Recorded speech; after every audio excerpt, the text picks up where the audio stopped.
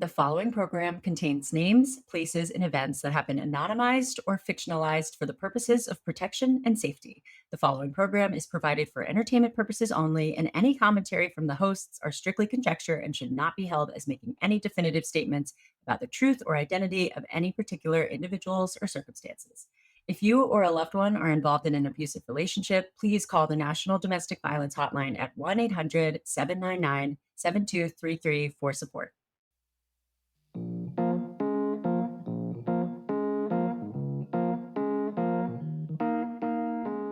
Happy Dating Detectives Monday. It's like a national holiday. Woohoo! We're back. We're back with another one.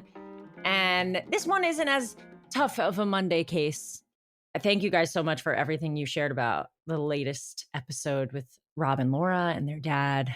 I'm still thinking about it, and the theories that people sent in were very good, and we'll keep you updated, like we said, especially on our Patreon. I just want to thank you guys so much for, number one, for listening. Number two, to our Patreoners for subscribing either to the $5 tier or the new $9 ad-free listening experience tier. We really appreciate your patronage and your support. Also sharing on your social media. And that's how a lot of our guests are found. They're like, my friend shared on their social and I followed you guys. And I was like, holy crap, I didn't realize that anyone else had been through this. Yeah. And so it kind of creates that sense of community where, you feel less alone. So we're really grateful for that. Thank you so much, you guys. Speaking of community, I'm very excited about our guest today because not only is it another PI undercover story, but it's someone who's been in your community longer than dating detectives, somebody that can give us an insight on what it's like to be your PI friend, one of your besties. Yeah, so I think this is really cool because our guest today, her name is Brandy, and I have been friends with her for several years. And where I'm kind of Detective Barbie, she's kind of Detective I'll kick your ass. Yeah. And so she is a take no crap kind of girl, and she is baddie vibes. And I really think you're going to love her. She's so cool. She's very funny, very dry. Yes. And I'll give everybody a heads up. So Brandy is a PI. She's been on, or no, she hasn't been on our show before, but one of her cases has. Yes. Because, Mackenzie, tell people how she became a PI really quick. So several years ago, Brandy was just at my house. We were actually doing makeovers with her nieces. Aww. And I got a call from a client asking me if I could go do a surveillance literally right now, like tonight, on this case. And I was like, yeah. And I happened to have him on speakerphone because I was busy doing something with makeup or something. And she was like starting the process of thinking about training to be a PI. Yeah, it's something she had thought about because of her background, which you'll learn more about. But I was on speakerphone and I remember I looked at her and she looked at me and her eyes got big as saucers. And she's like I could read her mind. She was like, I want to go. And so I looked at her and she looked at me and then I was like, yes, I just said, yes, I'll do it. And so we were able to take the kids back home, her nieces, and we ended up doing the surveillance together. And it's the ride-along episode. So the Mackenzie Undercover ride-along episode. And that was her first experience as a PI. And it was a doozy. So I wasn't sure if she'd want to do it after that. But then she was like, hell yes. She was sold. Oh, yeah. You have to go listen because it's so funny. So Brandy tells her story. And then we don't really get into too many questions until after the fact, which I love talking to her more because we were asking her about like dating safety. And she told us a story about one of her friends that ended up getting into how to internet sleuth a little bit with some tips that I had never heard of. So stick around after the story if you want some tips on how to, catch a dogfish on the social medias. Yes. And also she's just great. Like she's just such a good friend. I can tell she she's really the best is. friend. And she is, I was telling Hannah before we started recording how I just love Brandy because she will literally give you the shirt off of her back. She has a really big heart, but she will also like F you up. Do you know what I mean? Mm-hmm. No, I'd want her on my team. For sure. So yeah, I really think that you'll really like her and like her story. Well, I can't wait to hear what people think. And I think we should get her on.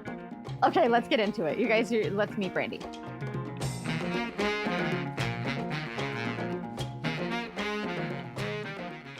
You guys, I want to introduce you to my friend Brandy. She's a private investigator who I've been working with for several years now. We've become really good friends. Hey. And She was the investigator on the case with me where I got followed. And so I wanted her to come here and share one of her fun little PI stories with you. And Hannah's really excited too. I think, I don't know. Oh. I'm really excited. I'm sorry, guys. I just realized I had a noise machine on, and I was like, "That's the worst possible thing to have on while recording a Hannah podcast." disappeared when I said that. It was You're so like, funny, you she guys. actually hates Brandy and wanted to leave. No, I'm so excited. I'm excited because that episode was so fun, and it was fun to hear about other PIs. And we just had Austin, who's Dude, another it was PI, wild. tell us stories, and I just learn a lot. I was saying before we got on that sometimes I ask stupid questions because I don't know anything about being a PI. But they're not stupid at all because I know that our audience probably has the same question. So they're like, thank you, Hannah, for asking that because I'm dying to know. I hope so. Well, tell us about how you became a PI and then we'll get into your story. Yeah. Funny enough, Mackenzie is the reason I'm a PI. I was over at her house one day and she got a call for a case and she's like, you want to ride along? And I'm the person who I was like, guys on motorcycles? Yeah, I'll be there. So I went with her and it was so much fun. We ended up in a car chase, everything else. And she's like, can you do this? And I was like, sign me up. Like, I am down. This is awesome. And I've been a PI ever since. Wait, okay. So you met before you were even interested in becoming a PI? Yes. And she dragged you along, basically. Yeah. And we heard that story on that episode. Yeah. I got a call right at that moment when she was at my house. And like, can you do a case like literally right now? And I looked at Brandy and I'm like, you want to go? And she's like, hell to the yeah. So that's allowed? You can like bring friends along? Could I come? So it's called training. Got it. So if I was trying to become a private investigator, it would be A-okay. Yeah. And that worked out because you eventually did. Yeah. Well, it was something that we had talked about beforehand. So that was her first day of training. Yeah, it was something we had talked about beforehand. And I was just kind of like, I don't know, because I don't really know anything about the industry, you know? And so when that happened, it was like that perfect opportunity of come check it out, see what it's all about. And I was sold from day one. Tell us how you got into PI a little bit. Like, what made you even interested in being a PI? So I had grew up in the repossession industry itself. And wait, repossession? So like you worked repossessing cars? That was your job before? Dang. Yes. Like legal grand theft. Like, tow truck, everything's legally stealing cars. Wild. Yes. Are you the same kind of PI as Mackenzie? What do you specialize in? So I mainly specialize in insurance. I don't do as much domestic cases as she does. I like the insurance because it's a stable schedule. I like to be home at night. Yeah. I know she sometimes is like, I'm staked out and at their door at 4 a.m. That's a good point. And I want to talk more about that maybe at the end. I want to talk about how different areas of PI, some of them are more like you have a schedule and most of like cheating cases are nights and weekends, stuff like that. So I'd love to get more into that. There you go. Exactly. Okay. We'll do our Q&A at the end because I know everybody wants to hear your story unless there's anything else you want to introduce, Mackenzie. No, I want Brandy to take away her story. I don't even know if I've heard this story, but I'm not sure. You haven't. I haven't. Okay, good. Then we're all learning this together. Let's go. Tell us. Okay. I'm so excited, you guys. So it happened about a year ago. I had gotten a case for the company that I worked for. It was a simple insurance case. Guy had gotten into an accident, go out, sit, see if he does anything. So of course we did our desktop investigation first, checked who he was, what kind of stuff he does. Oh, that's okay. See, I'm already like, wait, what's the lingo mean? What's the lingo mean? Yeah. So what's a desktop investigation? So desktop investigation is basically where we run all the social medias to see what social medias they're on, what that tells us. Like we'll run an address search to see what vehicles are registered to that address so we know what it looks like when we get there, things like that. So we know what kind of background they have before we get there. So we're prepared for whatever the outcome is. Sure. So we do all of our research beforehand. And I see on Facebook, he's married. He's got 2 little kids. He lives in a big beach house. Seems like a family man. So I know where he lives and everything. I'm like, all right, well, should be easy. I get there. All the cars are in the driveway. So I get in position and I'm just sitting there. And I was sitting there for probably about 3 hours and so bored out of my mind. And he comes out of the house with the 2 kids. And I'm thinking, okay, great. We're gonna do something today. So we get in the car and we go. He doesn't even go a block down the road. It's like 3 to 4 houses down, and he stops and he pulls into the driveway. So I was like, well, so much for that. So I get comfortable in my car again, think I'm gonna be there a while. Hold on. So him and the kids get into the car together and they drive 3 to 4 houses down and go into the driveway? Yeah. They drove to another person's. Okay, I'm gonna let you finish. Exactly. That's exactly what I was thinking, you know? And so I'm like, all right, whatever. Maybe it's like a family thing, right? You don't want to walk down the street with kids, whatever. So they get out and they go inside. He's not even in there 5 minutes and he comes out alone. So I was like, okay, so you're dropping the kids off. Maybe we're going to go do something fun. So he gets in the car and we take off. He goes about 15 minutes from his house and he pulls into another driveway. So I was like, okay, this is starting to get interesting. He goes in, he's in there for 20 minutes or so, comes out with a female. That is not the wife. Oh. And I'm wait, like, does he have, okay, so he's got a wife at home. Well, the wife was out of town. The wife wasn't even home. Oh. She was out of town. But he is married. Yes, so he is he's married. He got a wife at home and now, okay. I'm gonna let you finish. Can I ask what went through your, like, what were you thinking when you saw that? The one thing that Mackenzie has always taught me when it comes to being a PI is never make assumptions because they always manage to kick you in the butt. So I was just like, okay. All of our listeners will be like, oh, we're in school of Mackenzie I've too. said that before because it could be the sister and everybody's like, ooh, what's happening? Let's not make assumptions, but this is going to be interesting. Let's see how it plays out, right? Maybe he dropped the kids off because he had an errand to run with a sister or something, right? So, okay, let's see how this plays out. Y'all, it's July. I'm in Florida and it's freaking hot here. And it's only going to get hotter throughout the summer.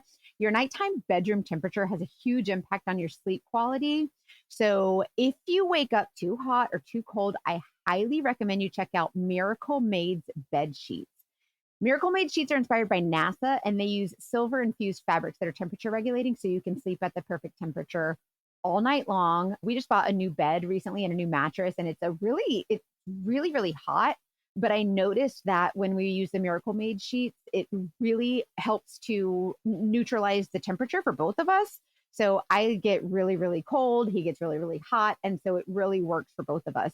Not only that, but I don't know if you guys know this, but traditional bed sheets can harbor more bacteria than a toilet seat, which can lead to acne, allergies, stuffy noses. It's just gross. You guys know I'm about the skincare, so protect your skin. Miracle Made offers a whole line of self-cleaning antibacterial bedding like sheets, pillowcases, comforters, and they prevent up to 99.7% of bacteria growth. And it requires up to 3 times less laundry. They're self-cleaning, no more gross odors, and they're stupid comfortable. Upgrade your sleep as the weather heats up, continually hotter and hotter. Go to trymiracle.com/TDD to try Miracle Made sheets today. And whether you're buying them for yourself or as a gift for a loved one, if you order today, you can save over 40%. And if you use our promo TDD at checkout, you'll get a free 3-piece towel set and save an extra 20%. Miracle is so confident in their product, it's backed with a 30-day money-back guarantee. So if you aren't 100% satisfied, you'll get a full refund. Upgrade your sleep with Miracle Made. Go to trymiracle.com/TDD and use the code TDD to claim your free 3-piece towel set and save over 40% off. Again, that's trymiracle.com/TDD to treat yourself. Thank you, Miracle Made, for sponsoring this episode. So we leave from there, we go downtown, and they go to this little like hole in the wall cafe. And my first thought is this is going to be a pain to get covert surveillance in because there's like 6 tables in this place. So I managed to get a spot by the window where I could actually see them. And I'm sitting there and they're eating their lunch. That means that you go inside, like covert surveillance. Explain what covert surveillance means. So covert surveillance is when you follow somebody into a store or a restaurant or any kind of establishment where you get video of them inside without them knowing about it. So there's a lot of different cameras you can get, like little spy cams, stuff like that. I prefer my cell phone because I don't trust spy cams, but that's just me. I'm kind of old school in that aspect. But yeah, so I go in and I sit down at the table and it was like catty corner to them. So it was perfect. And I set my phone up to record and I just sit there and eat my lunch. And I look over and their hands are touching from across the table. And I'm like, wait. Oh, they on a date. I hope they're not siblings. And they're laughing and joking. And then they're like leaning in really close to each other across the table. And I was like, that's definitely not a sister. Yeah. So now I'm actually actively watching instead of just videotaping. I'm like, wait, now you've got my interest. I'm actually watching what's happening now. And that's when you see her blushing and like kind of covering her face and him leaning in really They're close across flirting. the table. Oh. And I'm like, oh shit, it's going to get interesting. So this goes on. We're in there for like an hour. They done ate, drank coffee, all kinds of stuff. So then we leave from there. When they left the cafe, they're walking down the street and they were holding hands and stuff. And she pulls them into one of the little clothing stores.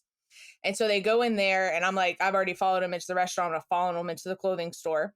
So I hang out outside and they were in there for a few minutes. They come back out. We did that like 2 or 3 different stores. And then finally they get in the car and they leave. So I was like, okay. He takes her right back to her house and leaves. Like he takes her in. Wait. So the most they did was like flirt and hold hands in there? Yeah, like it wasn't even that interesting. First thing I want to know is what they look like, because I like to paint a picture. Oh, in yeah. my And like, head. how old are they and stuff? Yeah. The guy was 43. The woman, I would say she was probably mid-20s. She had shoulder length blonde hair. It was like a dirty blonde. He had short brown hair. He wasn't really muscular, but he was kind of just, I don't know. Like I honestly, Was he like handsome? Like, would you describe him as handsome? Like, did she? me personally, no. I don't honestly see what she saw in him. Probably the wife's money. You're like, okay, to each their own. So this is like a cute younger girl with an older man who's kind of mid, basically. Yeah, I mean, he was basic, honestly. Like Okay. I couldn't really see what they saw because it was, I mean, he had on expensive clothes, but that was about the best thing about him. He just looked so plain and basic. Okay, so this is normal looking folks. Okay. She's younger. He's a little bit older. And then the other question I had was like, Mackenzie goes into these cases not knowing what she's looking for. She doesn't know if she's looking for like their leg is supposed to be broken or whatever. Yeah. So you're the same. You don't know what you're looking for. So in some cases, when you go in, you know nothing. And then in some cases, when you go in, the client tells you, we're looking for this specific injury or this specific issue. He has certain restrictions. We need to see if he's staying within those restrictions, things like that. In this situation, we knew that he was claiming to have back injury and he was claiming to have a left arm injury. He did not show any issues with either one of those body parts. Yeah. At this point, you're like, he hasn't gone and run a marathon, but he certainly isn't like holding a casted arm or anything like that. Exactly. Okay, got it. But you're still just observing and reporting. Yep. So they went to 2 to 3 different stores. Then they go back to the car. They get in the car. He takes her home. He's there maybe 5 minutes. I mean, he had to have walked in there, said, it was great seeing you. Have a nice day. And then turn around and walk back out because he was not in there but a few minutes. So I was like, okay. Well, so it was just a minute or two. Sometimes that's all people need. It takes. Yeah. I'm sorry. This is a family show. Not really. I'm sorry. I'll stop. Go ahead. It is not a family show. Oh my God. Sorry. Anyway. Okay. So he's in there. He walks her inside and then leaves right away. Yeah, he doesn't stay. So I was like, okay, well, whatever. So I'm thinking we're done for the day. Nope.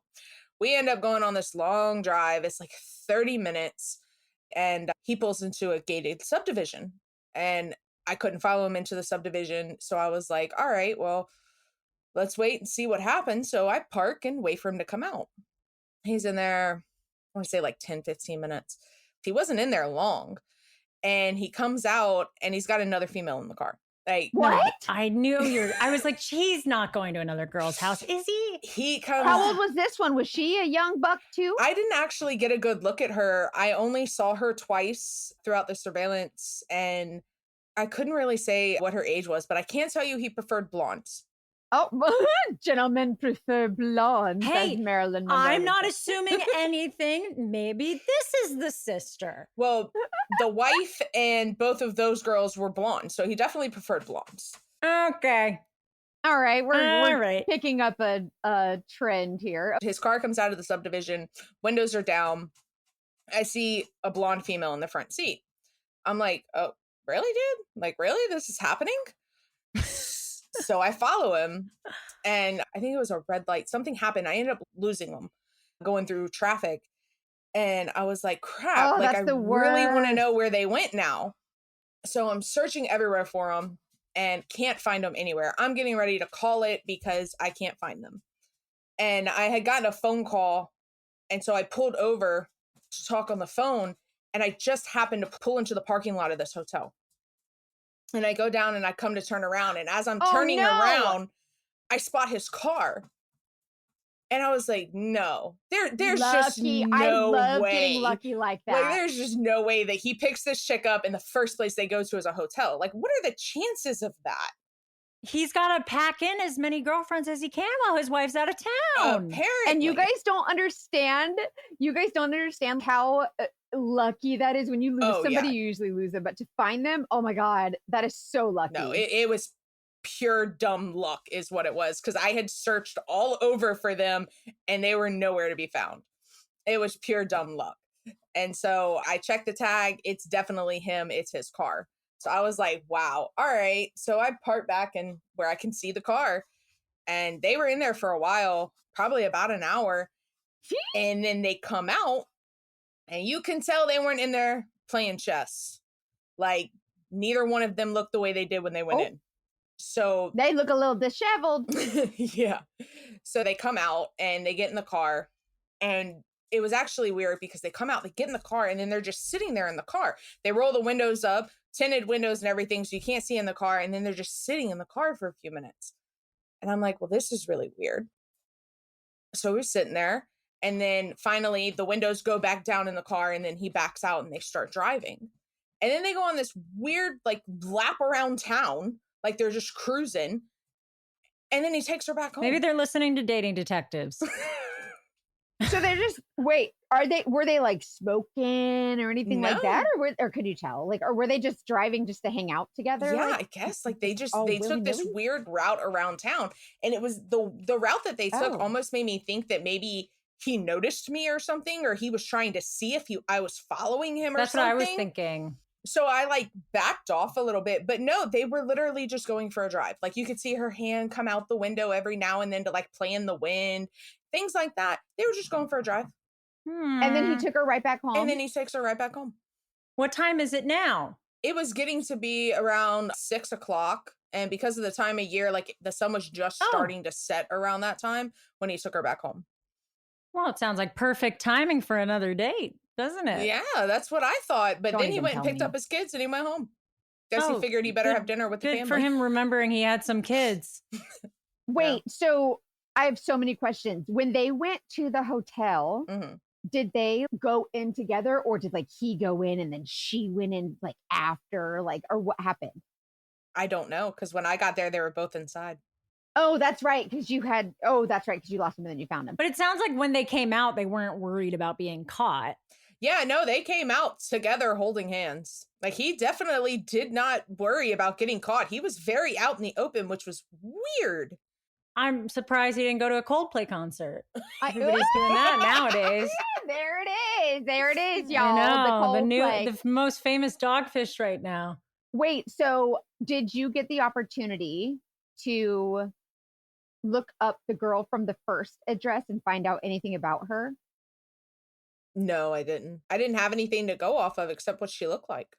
Yeah. And I'm sure if you went on his Instagram and were like, let's find the blonde, he'd be following like 400 blondes. Would be hard to narrow it down. Probably, yeah. Try Simply Pop. I already loved Simply products. You've seen them like the lemonade. They're so good. Simply has launched a new prebiotic soda, Simply Pop, the new juicy soda.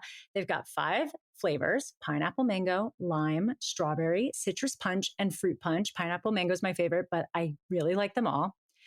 And you have to see what the fizz is all about. Okay. Simply Pop is the juicy new soda that happens when you combine delicious real fruit flavors of Simply with 6 grams of prebiotic fiber to support gut health. It also has vitamin C and zinc, so that supports your immune function. And it tastes really good. So I love that, because sometimes I like a little fun special drink to feel like I'm drinking something fun. There's no added sugar, which you just can't beat. You have to try it. Simply Pop's really good. So go to cokeurl.com/simplypop to find out where you can try Simply Pop.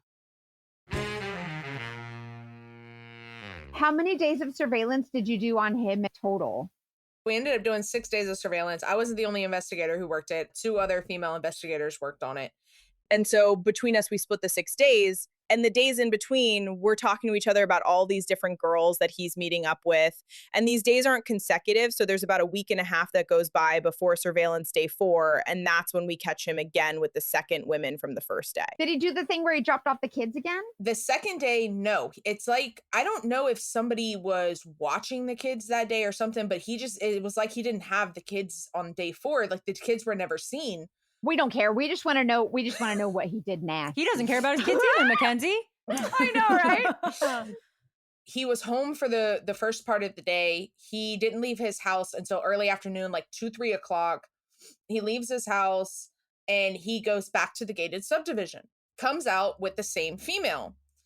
So I had told the other investigator, I said, look, the last time he was with her, they went to a hotel. So that's a very good possibility. Again, maybe that's what they do when they see each other. Well, that's not what they did that day. Apparently, there was some kind of carnival in town because he took her to the carnival. And oh, was the wife still gone at this time? Yeah, the wife was still not home. I guess she was gone on a business trip or something because we never saw the wife. And the only reason why I think she was gone on a business trip is because around the time we had started surveillance, there had been some posts on Facebook about her taking a trip for work. So I'm assuming she was on a business trip. Oh, gotcha. Okay. Did he post it or did she? Because I could see him being like, oh no, my wife's gone. Wink, wink, wink. Like alert the No, alert actually, the troops. She posted it, I think like 3 days before we had started surveillance. She had done a post on her Facebook saying that she was going to miss her babies while she was working. And that she wasn't going to be seeing them and all this other stuff. It was like this long post about how much she was going to miss her babies and everything. I feel bad for her. Yeah. Unless she's on a business trip doing the same thing. We'll never know. Wouldn't be the first couple to do that. So he picks this chick up and they go to a carnival. And they're riding rides together. He's playing games. I bet they were. He won her a teddy bear. They were there for like 2 to 3 hours, and they were one of the last people to leave. They left as they were closing down. And if you remember, this is an insurance case, though it doesn't really seem like it at this point. And for insurance purposes, like that was prime video. Him getting on these rides, getting off these rides in perfect condition. You could tell he wasn't hurting his back. He was constantly walking around this and everything else. So from the insurance perspective, you could tell he was perfectly fine.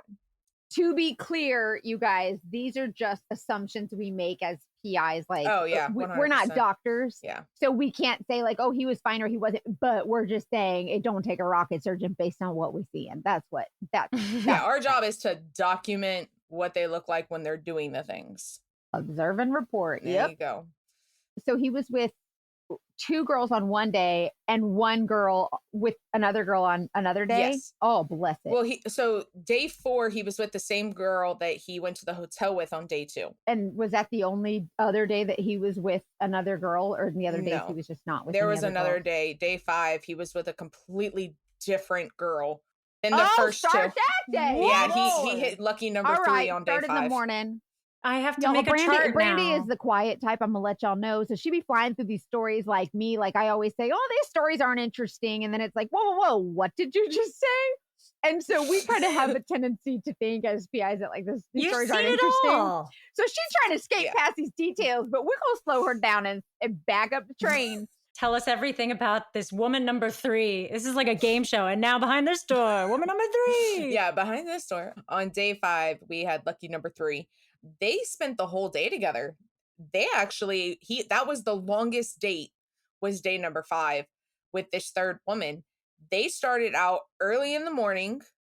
He had drove across town to drop his kids off. I'm assuming it was with the grandparents because it was an older woman that answered the door. And he just kind of like, here's the kids, shoved them in there, gave her a kiss on the cheek and then took off. It was really weird. But yeah, and then he went and picked her up and they went to the beach They hung out at the beach for a large portion of the day. Actually, that was the day she got video of them playing volleyball at the beach. They were playing volleyball together. Oh, so he's playing volleyball with this new girl. Was this a young girl too, or did you get a chance to see that video? This was a young girl. Honestly, she barely looked like she was 21. Oh my no. Like she was the God. youngest one by far. Yeah, no, like if she hadn't been drinking, I'd think she wasn't 21. Is this guy wealthy? Yeah, they Okay. have a huge beach house. But honestly, from the way I'm looking at like the cars in the driveway, the big beach house, the things that he's doing, I'm thinking the money's probably coming from the wife. I'm sure that could very well be. And so whenever the wife's out of town, he's out spending the money. He certainly doesn't sound like he has a job to go to. Oh yeah, that's a good question. Did he have a job? Do we know about a job? He did not work the entire time unless he was working from home at night. Like he did not go to a job the entire time. Oh, And he didn't watch his Wow. own children. So well, I wonder what he's telling the babysitters. I have no idea.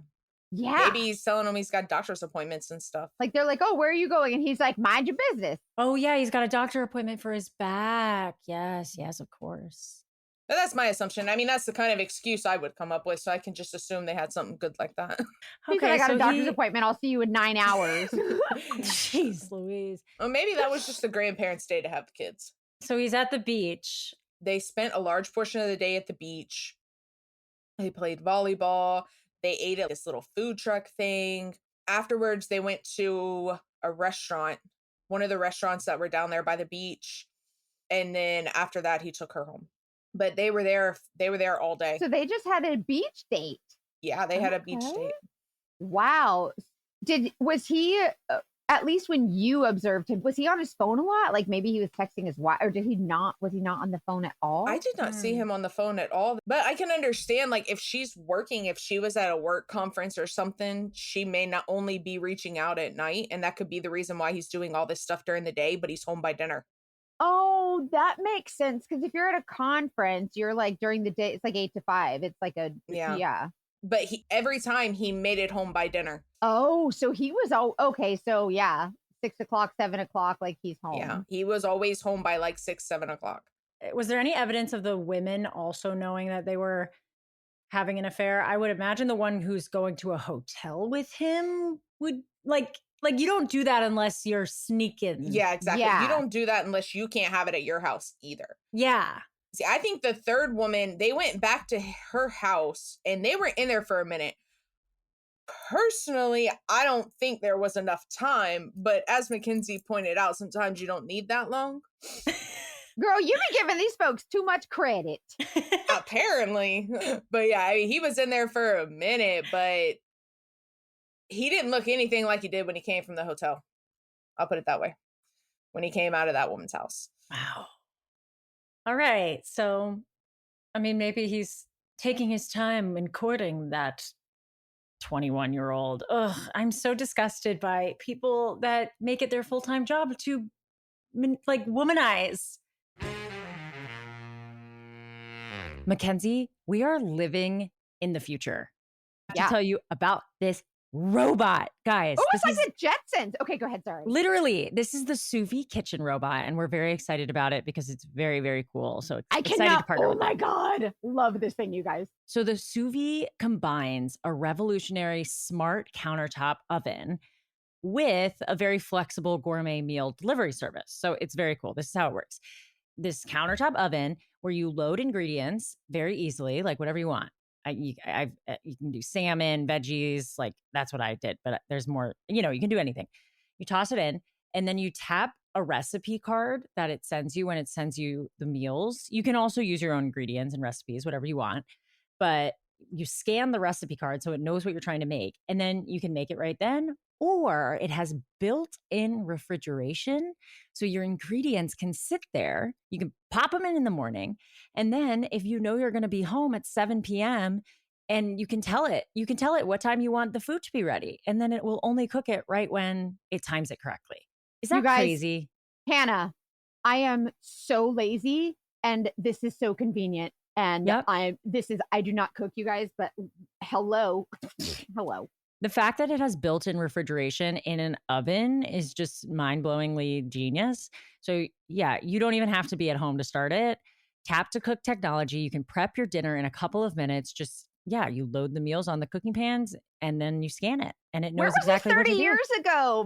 We waited for my mom to get home to cook dinner. Where was this 30 years ago? Oh, so many parents are hearing this being like, what? Why didn't I have this before? Also, the meals that they have are like chef crafted meals delivered right to your door. You can choose over 50 meals with new options added each week. You get to pick your meals, how many you get, how often they arrive. It's very flexible and it's not too big either. It fits on your counter very easily. It has 15 cook modes, air fry, slow cook. Truly, you can use it for anything. So if you're like us, you don't want to spend hours in the kitchen, and this is one of those ways to eliminate time and prep. It also, like, if you're spending a ton of money on takeout, it adds up. This is going to make your life a lot easier, and I'm very excited that it exists. Sous Vide also offers a 100-day risk-free trial, so you can just give it a try. Go to sousvide.com/dating detectives to get 16 free meals when you order. That's SUVIE.com/dating detectives to get 16 free meals with your risk-free trial. Save time, eat better with Sous Vide. So at the end of it, on day 6, he didn't see any women or anything. It was like he was just out running errands and stuff. So I don't know if maybe that was right before the wife came back and he wanted to make sure everything was the way it was supposed to be when she came back. Because this was about a 3-week period over the 6 days. Wow. So I'm thinking maybe it was almost time for the wife to come back. And so that's why there was no woman on the 6th day. But I had been sitting, hoping, waiting and seeing if the client would give us more time on that. Because I really wanted to see what panned out once the wife came home. Oh. Does the client choose the days or do y'all get to choose the days that you think will be best? So sometimes the client will say, I want surveillance on specific days. But as a general rule, they're like, we just want 2 days or 3 days or 4 days. But in this Right. situation, And we hope that you catch them doing something. Exactly. It's like, we're going to give you 3 days, 24 hours, get what you can, work it as you think is best. And then we kind of like play it loose. The first day, start really early, see how it plays out, and kind of tailor the remaining time according to that. It's usually based on their budget. Yeah. Oh, it makes sense. Yeah, it depends on their budget. It had started with a 3-day case, but after everything that we had gotten on day 2, they were like, let's go ahead and throw 3 more days on there and see what happens. And I'm sure by the end of it, the client was really happy with the 6 full days of surveillance. I bet they were entertained. I was going to say, do you think they added days because they were like, you know what? We've got a little bit of extra money to spend. I want to see what this guy's doing. Like, there is an element of everyone being like, we didn't set out to find an affair, but damn. Yeah, right? Like two girls in one day, and he spent all this time in this hotel. Let's see what else he's doing. I always get asked, like, can you tell the wife? Did you get any questions about like, did you tell ever the think wife? about did you tell the wife? Like, No, we didn't tell the wife. One of the investigators that worked with me on that case, she was a CC. She was new to the industry, and we actually sat down and talked about what does that mean? Oh, sorry. What does that mean? Explain what a CC investigator is. A CC investigator is an intern. It is somebody who is new to the industry and is still in training to become a private investigator. So she was new to the industry and she hadn't done that many cases. I was the one training her. So after she had worked the case, she was freaking out about what she had seen because she was the one who worked the beach day. And so she was on this huge freak out I bet. about the whole thing. And we sat down, we had lunch one day and we were going over everything. And she was so ready to like burn a copy of the video, take it to the wife and just hand it to her. And I was like, yeah, as much as I love that idea, we legally cannot do that. And she's like, but she has a right to know. And I was like, I agree with you. But unfortunately, this is not a domestic case. Like, we cannot tell the wife what we saw legally. She's not our client. Exactly. So now, if the wife had hired us, that's different. So what if the client wants to tell the wife? Well, that's up to the client. Yeah, that's up to the They're client. allowed? But, if it goes to court and this video gets played in the courtroom, everybody finds out what happened. And that's basically what I told the other investigator. I told her, I said, if it goes to court, they play these videos in the courtroom. And the wife's going to see the videos of him playing volleyball and making out with a chick on the beach. Sure. Yeah, no, that will be hard to hide. But if this didn't go to court, because I know, Mackenzie, you talk about like expectation of something about litigation, something about like anticipation of litigation. Ooh, I got to remember that because it rhymes. So if somebody hires you with anticipation of litigation, but it doesn't go to litigation, are they then allowed to use what they found in the footage for whatever they want? Or did they have to only use it for the court case? Like what the client? Yeah. The client can do whatever they want. They can do whatever they want. It's their footage. They can post it all day If the long. client is an attorney or like an insurance company, usually they're going to be professional and they're not going to do that. But if the client is the wife and then you give her this video, like that's on her. But, that's true. Yeah. I guess I'm just thinking like if they used it for something they didn't initially hire you for, does that make sense? Wait, let me say that sentence again. If they use the footage for something they didn't originally pay for, are they going to get in trouble for, say, stalking or whatever? Well, that's like saying I bought a car to drive back and forth to work, but I'm still going to use that car, or I can still use that car to take drives on the weekends. They pay for the footage. Totally. Regardless of what the intent is when they pay for it, they pay for a private investigator to gain that footage. So the footage belongs to them, and what they choose to do with it after that is up to them. So yeah, if they wanted to be that type of person. So if they happen to DM it to the wife. There you go. That's okay.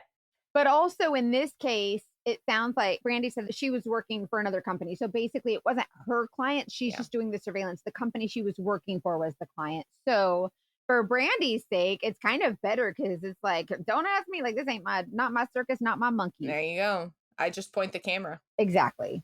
So it kind of depends, but usually I think, like Brandy said, you want to err on the side of caution and do it legally and do the right thing. And like you're bound by confidentiality. Yeah. Unfortunately, we are bound by confidentiality. So regardless of what we see them do when we are filming them, we are not allowed to tell anybody, which can really suck sometimes. Because I guess as far as we know, maybe they're in an open relationship and it's totally fine and we don't have anything to do with it. I mean, he wasn't trying to hide anything. It doesn't sound like it. It does not sound like it. Did you feel any temptation to look at social media after the words to see if the relationship with his wife was still a thing? Yeah, actually I did. After about a month of not hearing back about whether or not they were going to reopen the case, I did search on social media to see if there was any change. And there was no change. Like the wife came home and they were posting family pictures online. They had a family beach day. I mean, so it was nothing just super obvious or whatever. Nothing. I love when changed. People post stuff on social media and you actually like can see what happened. Like I know when I can find those updates, especially for the PI stories. But like, yeah, yep, totally. Well, I wish this wasn't what she posted. Like, I'm so bummed that she doesn't know. But I know it's not. It's not our responsibility. Yeah. Well, the way I look at it, karma's real. Yeah, karma is definitely real, and he will get his. How often does a case that didn't start out as a cheating case reveal an affair, would you say? I mean, go ahead. I'll let you answer first, Brandy. What's your just experience? In y'all's experience, like in your individual experience?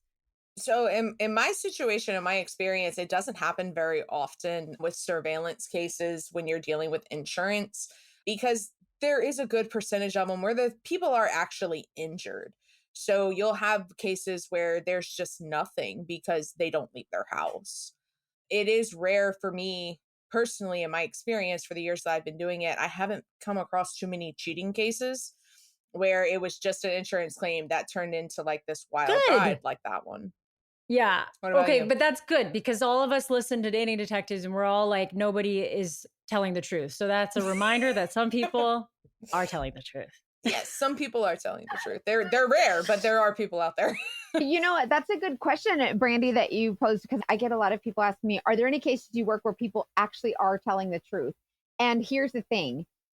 When it comes to insurance fraud, because that's specifically your specialty, when someone is being fraudulent, we can't tell, even if they move, they could always say, oh, I had a good day. So we could say, well, he wasn't wearing a cast. And he could say, oh, I didn't need it. I was having a good day. Yeah. But if they never leave their house, it also doesn't mean that they're not injured. Do you know what I mean? Like if they just don't leave their house, they can still, that doesn't mean that they are injured. So we can never really show if they really are injured. They could come out limping. Does that mean that they're injured? No. But if they say, I can't walk without my crutches, and we see them without the crutches, then that's a blatant lie. So you but if they're walking with crutches, that doesn't necessarily mean they're injured. So we can't ever prove if they are. It's funny that you say that. I literally just had that conversation with another investigator a couple of hours ago. I worked a case. The guy showed up at his doctor's appointment. His right foot is injured. He can't put any pressure on it. He's walking with crutches.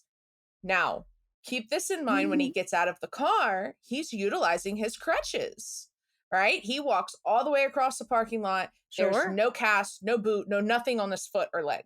Goes into PT, does his PT, comes out of PT, uses the crutches to get back to the car. Mind you, he's wearing $200 J's on his feet, gets into his Cadillac and leaves. He's driving. Tell me how he's driving with his right foot. Not putting weight on his wife. And he is at least 45 minutes in rainy weather from his house. How you getting back and forth? That's hilarious. People forget the brain they've got. They just forget it. That's so funny. I told a story recently where the guy he put a cast on the wrong arm or whatever, like, and sitting in court, and we're like, that's literally the wrong arm, buddy. That's amazing. Yeah. Like, so guys, wild. Cut them some slack. They've got a lot of lies to keep straight.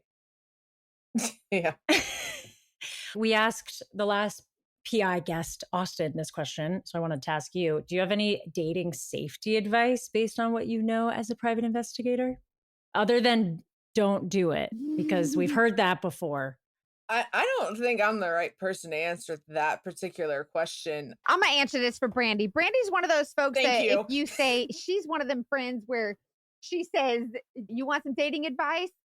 Slip their neck. Like she'll say something crazy like hire a hitman or something like that. Stick a knife in your pocket if he gets too close. Just Brandy, listen, Brandy. I'm not saying that's bad advice. No, Brandy be like, I got a guy, and she'll call up some mercenary or something. Like, listen, this girl don't mess around. She'll be like, you want me to take care of it? Just say the word, and then you don't say nothing else. Don't you lie, testify. That's it. That's how Brandy works. Okay, so I'm gonna rephrase my question. If your best friend was like, here's this guy that I just matched with on an app, I'm gonna go in his car and spend the night at his place tonight. Is that cool? What would you say to them? You're an idiot. Why would you meet up with a guy you just met online? As a matter of fact, would you like? I got a story for you on that one. A friend of mine, Brandy, be like, here, take this knife. A friend of mine calls me one time. She's like, I met this girl online, and she's like, too good to be true. I know there's something up. Can you do some digging and tell me? She was married with 2 kids, and I was like, how'd you find it? Online, Facebook. So the woman, I will give it to her. She was good. She blocked her from all of her profiles so that she couldn't access them, so she didn't know they existed. I found out what her real name was because she gave her a fake last name. So I found out what her real last name was. Wait, go back. How'd you find out her real last name? This is good. This is good stuff because we need to learn how to do this. Okay, so I mean, honestly, it's investigative work. So she sends me the Facebook profile that she has on this chick, right? With her full name. And she goes, can you see what you can find about her? And I was like, okay. So I do some digging. I go on to the profile and I look at the friends on this profile. Anybody who's ever had a fake profile knows that there's at least 1 or 2 friends on that fake profile that are on your real profile. You just have to figure out who those people are. So she didn't have that many friends, which made it easier. So I found the best friend that was on that profile, and I went to her friends list and went down her friends list until I found somebody who had the exact same first name but a different last name. So I was like, okay, let's check it out. You're a genius. It opens up, and the profile picture is a picture of her holding a baby, an infant, her husband, another child, and they're standing in front of a Christmas tree, Christmas morning, with the matching family pajama set. If that's not evidence, a matching pajama set is like the worst. And she's got a massive rock on her hand. I took a screenshot of that, Oh, sent it to my wow. friend, and I said, she is married with a newborn baby. She is not single. Ugh, She we is don't married. like it. Oh, did your friend confront her or block her? She confronted her. And I would just like to say, and my friend's very aware of this, so I'm not at all talking behind her back when I say this. She's not the brightest bulb in the chandelier. She hung on to this woman for 2 years, knowing she was married. No, wait. Wow. Did she say that she was going to leave her family? This girl had her convinced that her husband was this horrible person and she wanted to divorce him, but she was a stay-at-home mom and she didn't have the money to get away from him. And she wanted my friend to basically support her and her children and pay for her divorce. What? And pay for her divorce? And pay for Wait, the does your lawyer friend for her want to come divorce. talk? Does your friend want to chat? I know, Because right? this is awful. I mean, that's so sad also using, like, I feel like she played into dynamics. This happened around the time that y'all started the dating detective. And when I found out about it, I told my friend, I said, you should call her. You should go on that show because you have the perfect story for that show. And at the time they were still together. And this was when we were finding everything out. I was like, you should call her. Like, here's her number. Call Mackenzie. Tell her your story. Like, you should go on the show. Wow. We need to hear from her. Get I in would here, love sister. to. She doesn't have to reveal any information, but I think that's an interesting story, especially if she was dating a woman and married to a man and using, I'm sure, playing into those dynamics to be like, Yeah. oh, feel so, Yeah. my husband's so bad, but then she's still taking advantage of your friend. Like, there's a lot Yeah. there. There's a lot there. And I But your told friend's my out of it friend, I now. said, she's taking advantage of you and you just don't see it because you're blinded because you think you love her. And she's taking advantage of you. And she's like, no, she's not. No, she's not. Like, this chick had access to her bank account. Full access to her bank account. And she was transferring money out of her bank account and like spending her money. No. And I said, what are you doing? Why does this chick have access to your bank account? What is wrong with you? Wow. And this was all within 6 months of meeting some girl online. Oh. Yeah. We're both, Mackenzie and I are both like, our faces are dropped. Money because- is a really big motivator for so many yeah. people. And it just And this sucks. woman was probably a master manipulator who picked a perfect Mhm. target. So you're the one that found out. Yeah. And she, like, one She had a time she called family. her and she's like, he's being so mean and he's screaming and yelling. And he says that we don't have the money to buy food because his family was in town and spent all this money on liquor and da da da da da. So I don't know what I'm going to do about grocery shopping and feeding the kids and all this stuff. Got her to send her all this money to go grocery shopping for the kids. Yeah, of Wow. course. Because what is your, like, if you believe it and you're not a monster, of course you want to help the kids.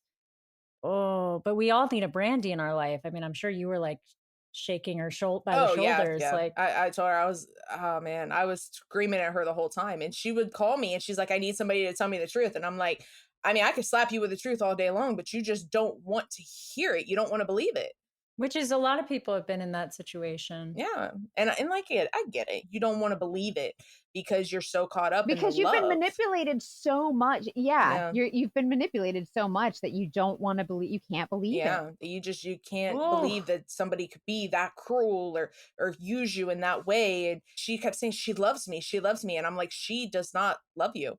She's done nothing but lie to you since the day that you met her. And I've proved to you And you can't, that she's you lying. can't, and you can't prove that to anyone. Like if they feel like someone, they're like, oh, he loves me. It's like, how do you prove that? Like, no, they don't. Like this It's is like not. they're different with me. Yeah, They're that was all she's man. different with me. She loves me. But And it's I'm always like, easier. every story she tells you, every excuse that she gives, I'm literally handing you on a silver platter the different ways that she's lying to you. And I bring proof.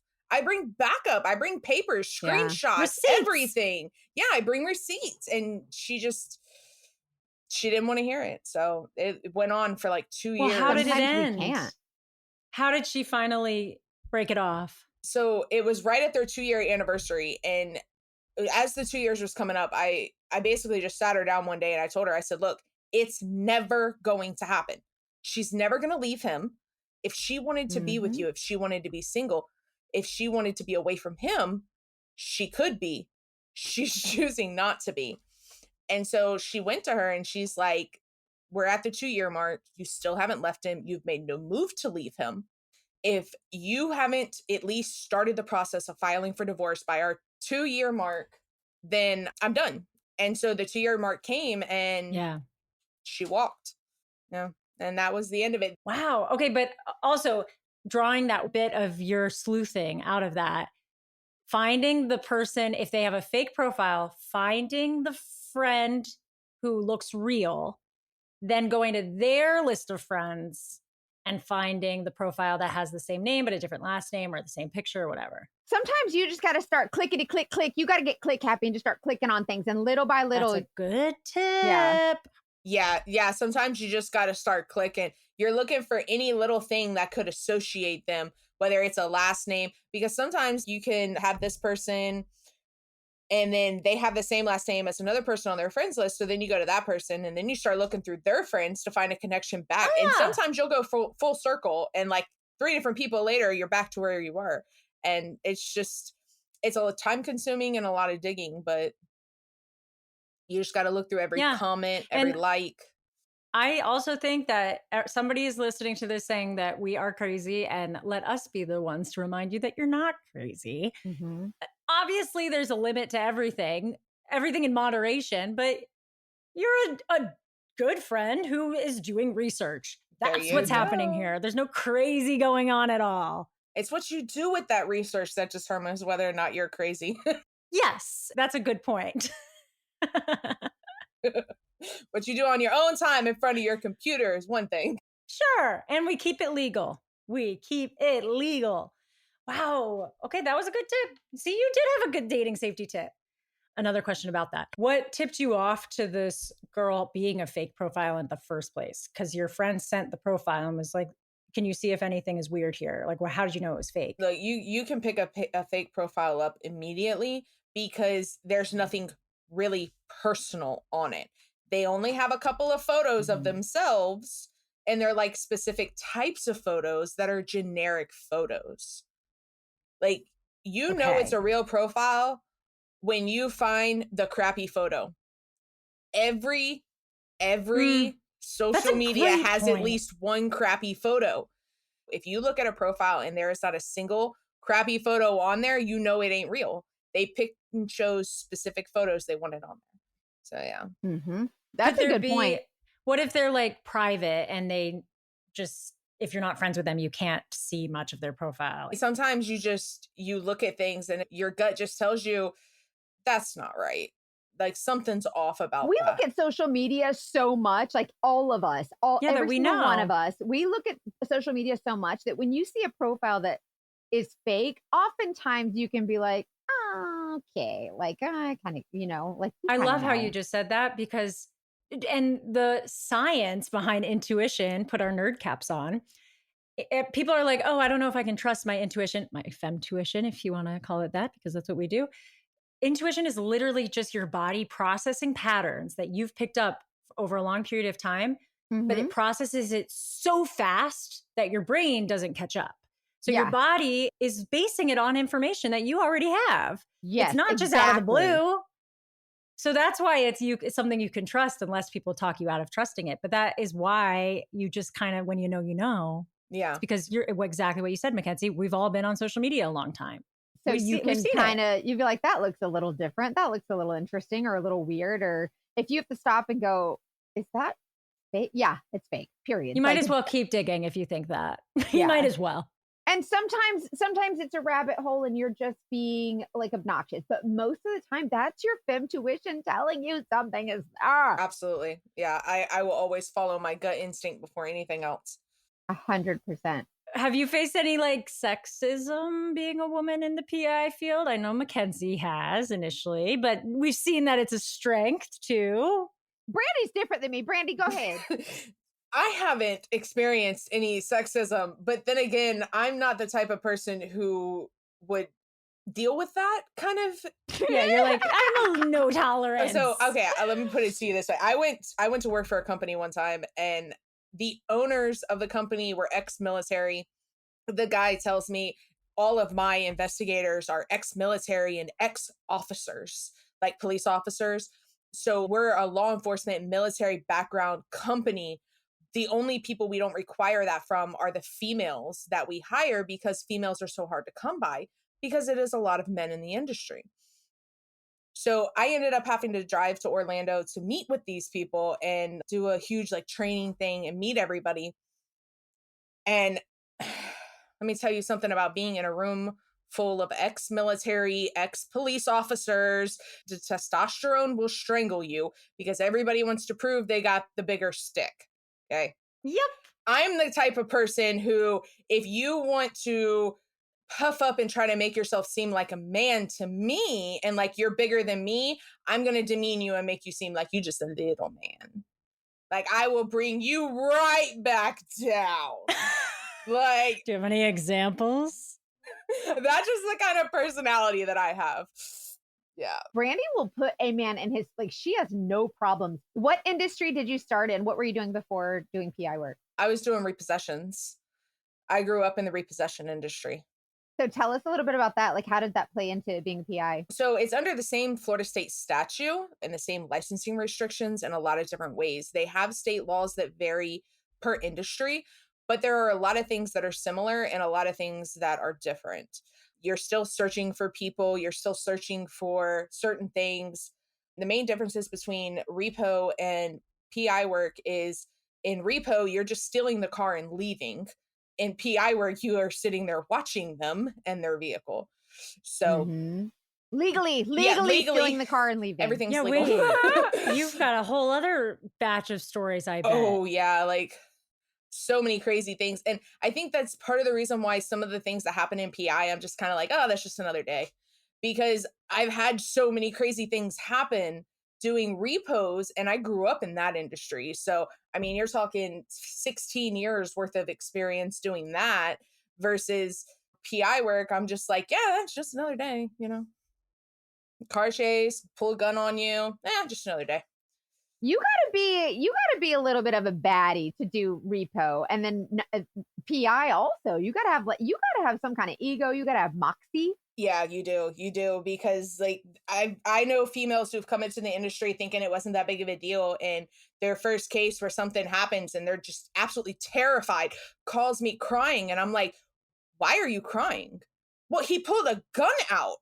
Okay. And did he shoot you with it? Because he needs to, apparently. Like, that's just the kind of personality I have.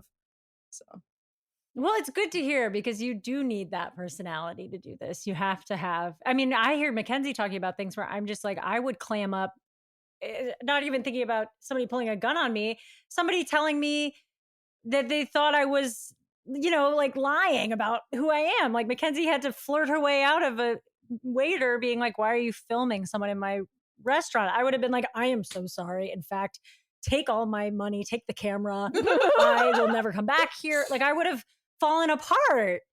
You guys are just such good actors. And also, I don't know, like there's a law enforcement element. There's a supportive friendship element when you have a client that you have to be a therapist to. It's learning to get information about people and like learning what people respond to. Yeah. Like if you're like, hi, yes, I would like to know, when is your neighbor home? They're going to be like, I'm sorry, what? Who are you? But if I start making up some story about I lost my dog and oh my gosh, I love your shutters. And oh my gosh, I think it ran in your neighbor's yard. Hey, what kind of car is that? Do you like it? I was thinking about getting one. Hey, when are your neighbors home? Maybe I can. And before you know it, they've given you all this information because you're just talking friendly. Yeah.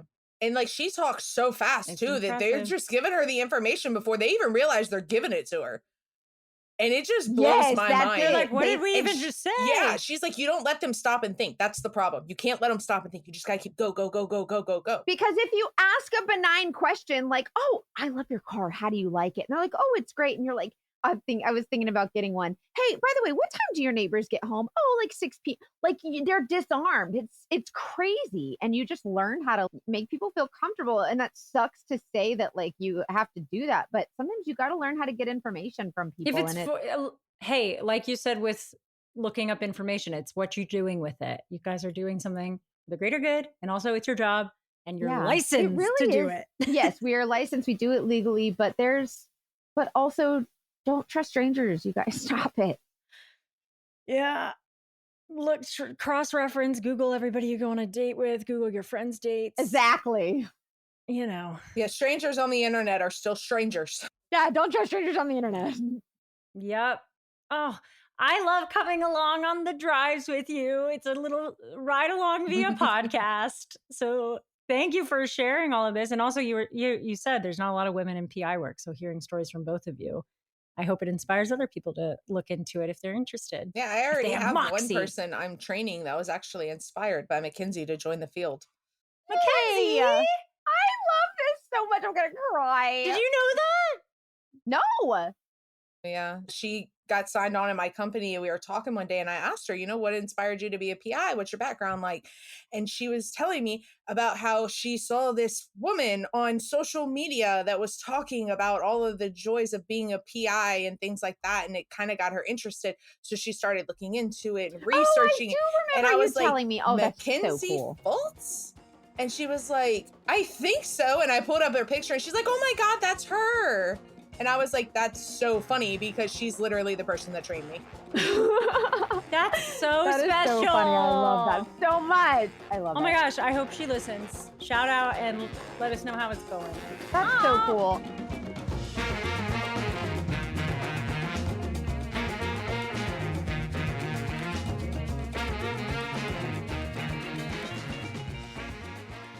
Don't you love her? I love her. She's so cool. So cool. I cannot imagine just driving around following somebody, just girl number 1, girl number 2, girl number 3. Who knows how many other ones are out there? There's a lot of people who say, I want to be a PI. And then you're like, well, you got to do this and talk to people. And they're like, oh, it's not just like sitting there watching people. No, you got to use your noggin. Like you got to actually talk to people. But that first day when she showed her cleavage to get the information, I was like, this girl, yeah, I knew. I was like, this is love.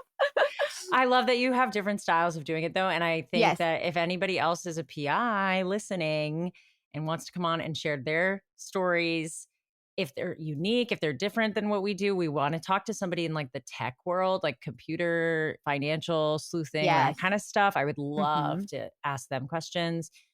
You've got to submit your story. Yeah. If you're a PI, if you've ever hired a PI, I would like to kind of know if you've ever hired a PI for anything, what has your experience been? Like, what was the case? And do you want to share about it? What did you find? Was it what you expected? I'd also like to know if you were a PI or if someone hired a PI to follow you. I want to know those stories too. Like that would be really interesting just to kind of expand on these dogfish cases out there. I'd love to know more. But also, as always, if you have a story you want to share with us, about a dogfish situation that you've been in, please email us. And Hannah, do you want to give the email address? Investigate at thedatingdetectivespodcast.com. Follow us on the socials. We really appreciate your following and sharing and keep the conversation going there. Thank you, everybody. And I hope everybody's doing well. This was a fun story. Maybe it'll inspire some future PIs to explore getting into the biz. And hey, send your questions. Mackenzie and Brandy are there to support you. You guys are the best. Seriously, I think it was fun when she said that she met a PI who started because she saw your videos. I know. Inspired. I'm sure there's a lot of people out there that feel the same way. So yay, thank you. Thank you, Mackenzie. Thank you, Brandy. Thank you, Molly, our producer behind the scenes. I'm feeling grateful today. Feeling grateful for everybody. Yeah, we really love you guys. Thank you so much. And as always, trust your intuition.